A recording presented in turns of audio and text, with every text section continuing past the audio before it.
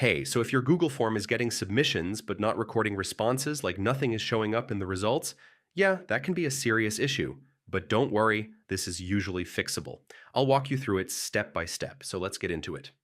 First, open your form and go to the Responses tab. Make sure you're actually checking the correct section. Next, check if Accepting Responses is turned on. If it's off, new submissions won't be recorded. If your form is linked to a Google Sheet, open that sheet and see if responses are being recorded there instead. Sometimes the link between the form and the sheet breaks. You can unlink and relink it to fix the issue.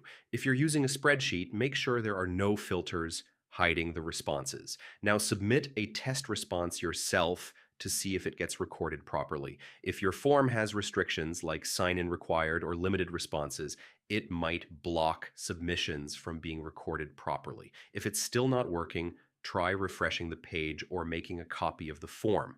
Yeah, this can fix hidden glitches.